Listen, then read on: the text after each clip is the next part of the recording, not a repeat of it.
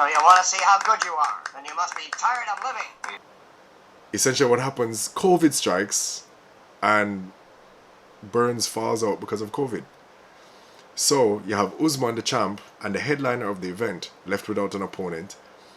Jorge Masvidal on 6 days notice, being the gangster that he is, the man said boom and take the fight.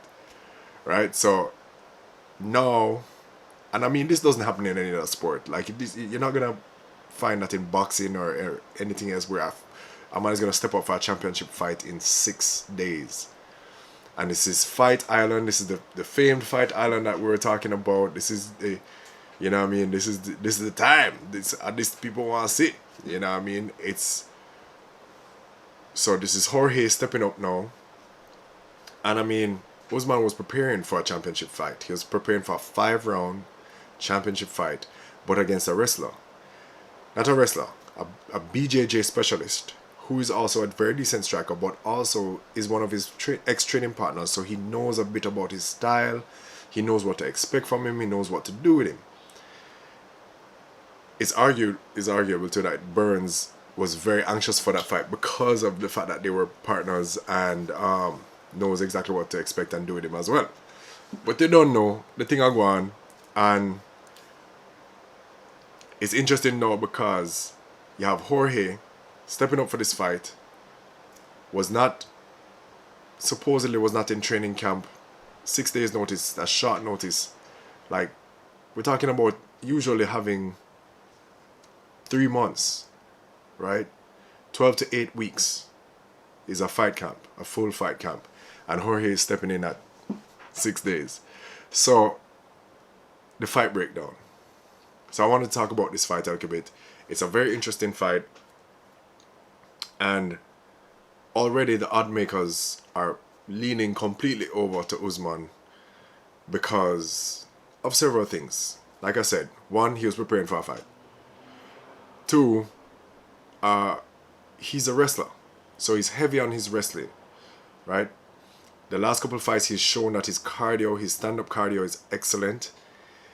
He also has the ability to keep his output high throughout the 5-round fight, and even still has finishing power in the last moments of the fight. So this is already something that is a huge advantage to him. Then you have Jorge, who is a striker, essentially. He tends to win his fights by striking. He's an all-round mixed martial artist, an extremely experienced mixed martial artist who has twice the amount of experience that Usman has. As a matter of fact, he actually has more wins than Usman has fights. He has 16 knockouts to his record. Usman has 16 wins to his record. So we're talking about the level of experience that is definitely going to play a factor in how this fight plays out, in how Jorge processes this whole situation. But you have a situation where Jorge has nothing to lose. That's one of the biggest things. Nothing to lose for a man stepping into a championship fight is always a plus. It's always a plus. If he loses, he took the fight on 6 days. If he wins, he is legendary, right? So the man are going to reach a next level. The amount of fanfare and star power and star appeal that he's going to have is going to be ridiculous. Alright. So, you have this situation now. You have the striker versus the wrestler. Right? Now, you would think that what should be his approach, Jorge's approach, is to land perfect strikes early out. Be aggressive early. Just go balls to the wall. But some inside information, actually just watching an interview tonight on Teddy Atlas's podcast. I think it's In Fights with Teddy Atlas. Dustin Poirier, for his last camp, actually had Jorge helping him throughout the entire camp. They were bringing in top wrestlers to work with them. Jorge was working with all of them. Even after Jorge's fight fell through, the original fight with Usman fell through, Jorge was still training. He was still at it. So it's really interesting that the what people are thinking is the case may not be the case. So everybody's thinking that Masvidal is not ready for a 5-round fight, that he's not fit, that he's not fight ready. But you see what I go on. Like, it might not be the case. He could be absolutely fight ready. Dustin Poirier actually says that he thinks he's absolutely fight ready.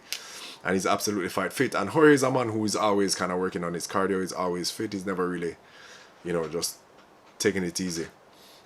He is coming down from 190, so that's an interesting thing to remember. So when he got the call on the 6th day, he's coming from 190 pounds to come down to 170 pounds. Now this is a pretty significant drop within that time, especially if you weren't water loading and keeping your sodium counts low and stuff like that from before. So your body now has to get used to the idea of losing a lot of water in a very quick time. But he's an old pro. If he took the fight, it means he knows he can do it.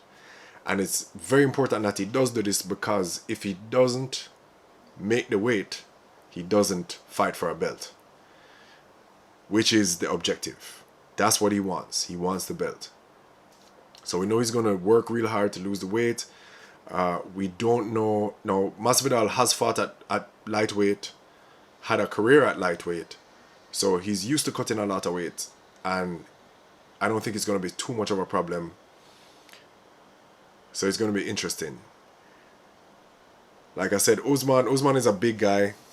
Usman was probably, by the time this week came around, Usman, I'm sure, would have been living around 15 to 10 pounds heavier. But not necessarily a 20-pound cut. But we'll see how much of a difference that will make. And we'll see what happens on weigh-ins. I think weigh-ins are going to be very interesting.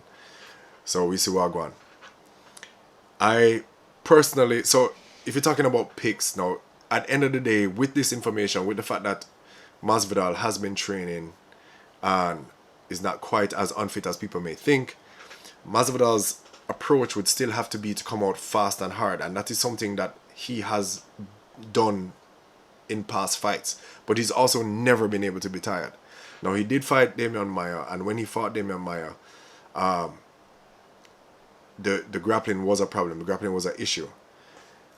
And so it's something that people think about, especially with the Usman fight now, knowing that Usman is very willing to just hold him down and wrestle with him the entire fight. Usman's striking will not stand up to Masvidal's, but it doesn't have to. It really doesn't have to.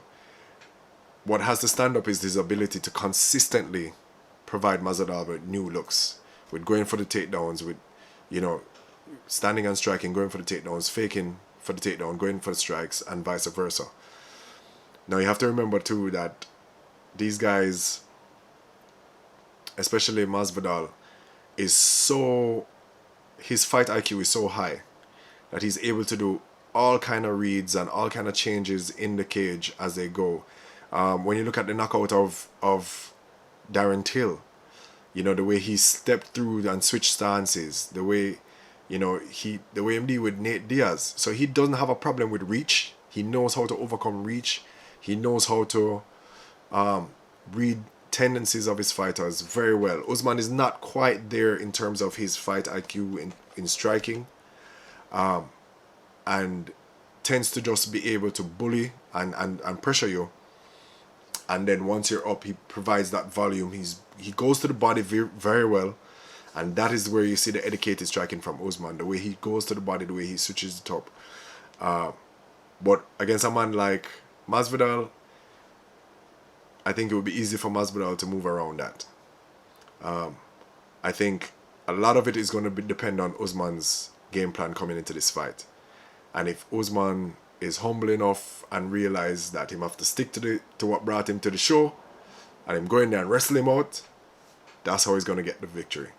Otherwise, if him ramp round, Masvidal, who will be able to defend some takedowns and will be able to fight it off and will keep on the pressure, is going to put him down. Right? So I'm super excited about that fight, and I can't wait to see what happens. So you want to see how good you are, then you must be tired of living.